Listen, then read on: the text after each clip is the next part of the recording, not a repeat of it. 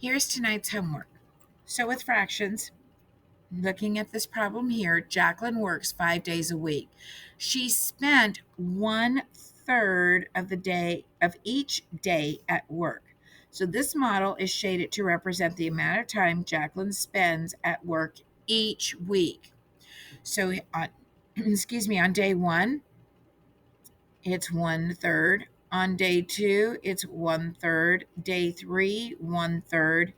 Day 4, 1/3. And day 5, 1/3. So this is Monday through Friday. You have to look at your key where it's like 1/3, 2/3, 3/3 is equal to 1 day.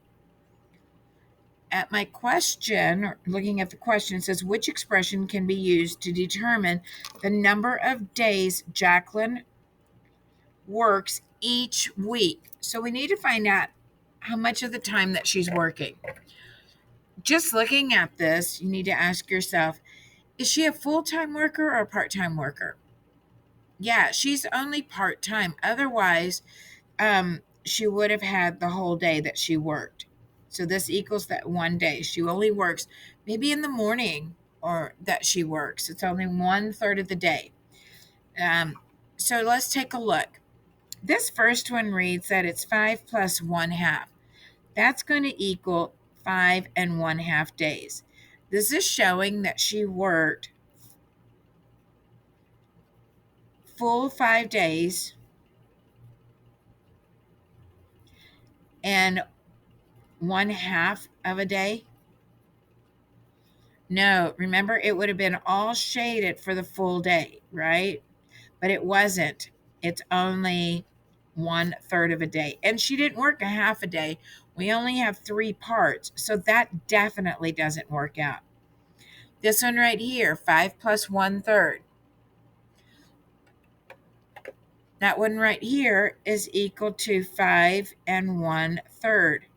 It's going to be the same concept. Does she work full days or full 5 days and then only 1/3 of a day? I'm going to put 5 full days is what I should have written on the other one. And then 1/3 of a day. Nope, she didn't work 5 full days. Remember, all 3 would need to be shaded that she worked this day, that one, that, and that. And it would have had an extra box to show that she worked 1/3 of that day's 6. But it didn't have that. So that doesn't work out. I'm just going to erase that there so that you can see. This one right here, 5 times 1/2. So I'm going to have this 5 over 1 times 1 over 2. Remember, multiplying goes straight across. 5 over 2. Do I have half days? No, I have 1/3 days. So this looks like it's that strong possibility. So it's 5 over 1 times 1/3, multiplying straight across. That equals at 5 over 3. 3 goes into 5 one time with 2 left over. All right, so now let's see. That's going to be 1 full day and 2/3. So if I take this 1/3 and I shade it in here, and this 1/3 and shade it in here, and this 1/3 and shade it here, do I represent that she ended up working that week a total of 1 2/3 day? That's for that week. Yes, it does. So I can prove it by pulling these together in my answer, or I'm having 5 groups and each group is 1/3. Let's go to the next problem. Remember to pause your computer at any time so that you can go back and take a look. All right, you should have marked on here, yes, I've got that, not yet, or I have no idea. So you see these little ticks? I'm going to start counting because it's just between 0 and 1. So this is 1, and it's 1, 2, 3, 4, 5, 6, 7, 8. So this is going to be 1/8, 2/8, 3/8, 4/8, 5/8, 6/8, 7/8. 8/8 is the same as 1 whole. Now I'm going to see how many jumps. I did 1, 2, 3, 4, 5, 6, 7. See my arrow? So I had 7/8, not 78, 7/8. I went back, so I'm going to subtract, and I'm jumping back 2 spots. So that was 2/8 equals 5/8. Now I'm going to see if I can find this equation over here. Well, I know it's not going to be, this isn't right because it didn't land on 6/8, it landed on 5/8, so that doesn't work. 9/8, this is the same. I'm not adding it because that would be 1 and 1/8. That's not a true statement. And not 9/16 either. That's not a true statement. But if you look at this, I have 1 and 1/4, but it's 2/8. Can I simplify that 2/8? Absolutely. Can 2 go into 8? Yes, it can, 4 times, which means that 2 can also go into itself. 2 divided by 2 equals 1. 8 divided by 2 equals 4. So I have 7/8 minus 1/4 equals 5/8. When we're subtracting out, yes, you will have a common denominator, but they also want to see, do you know the equivalent fraction? And this is where the correct answer. So make sure that if you see something like this on STAAR, you write this on your paper, put the number that it is so that you can easily reference back to, and write down the fractions, and then how many you go back, like what we just did, and then match up, because this is where you landed on that 5/8. Let's go to this next one. Leanne bought 2 cartons of yogurt. She ate 1/8 of a carton of yogurt each day. So how many days will it take Leanne to eat all of the yogurt in the 2 cartons? So I'm going to take my 2 cartons. My 2 cartons is what I'm going to be taking apart into equal groups. So it's 2 divided by 1/8, because that's what I'm separating. And I'm separating those into 8s. So how many days? If I needed to represent this by a picture, here's my 1 carton, and here's my 2nd carton. And I'm dividing those into 8s, so it's 1, 2, 3, 4, 5, 6, 7, and 8. 1, 2, 3, 4, 5, 6, 7, and 8. So it's 1, 2, 3, 4, 5, 6, 7, 8. 2, 3, 4, 5, 6, 7, 8. So how many groups do I have? So I'm going to have 1 day, 2 days, 3 days, 4 days, 5 days, 6 days, 7 days. That's going to be 8 days for 1 carton. 9, 10, 11, 12, 13, 14, 15, 16. So it's a total of 16 days. You can also do the keep. If I start with a whole number, I'm going to end in a whole number. Whole number, and it's going to equal a whole number. Keep, change, and then flip. So keep my 2, change, and then flip. So the 1/8 becomes 8 wholes. And that's 16. Do I have 2 groups, 8 in each group? Yes, I do. Okay, I know I'm kind of going a little bit faster. Again, pause where you need to so that you can remember what we've done. This is a review. What is the value of this expression? If it starts with a fraction, I want you to immediately put equals 1 over.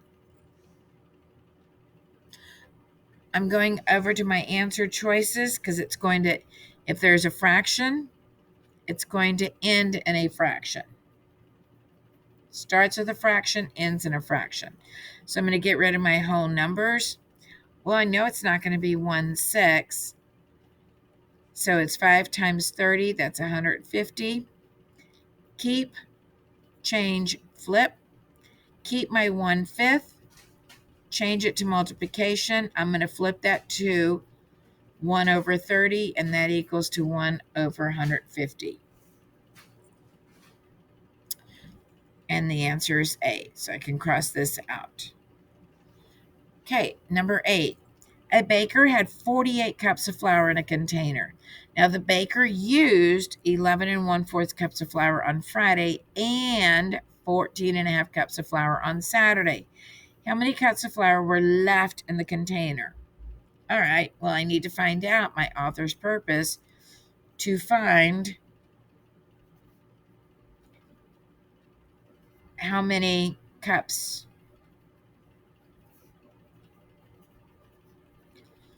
of flour is left. Well, let's find out how much is used. 11 1/4 plus 14 1/2. So I can do it this way.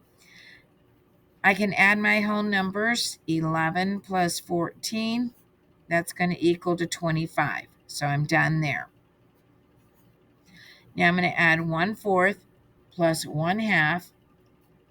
If you're wanting to, you can just simply draw this out on my fraction bars.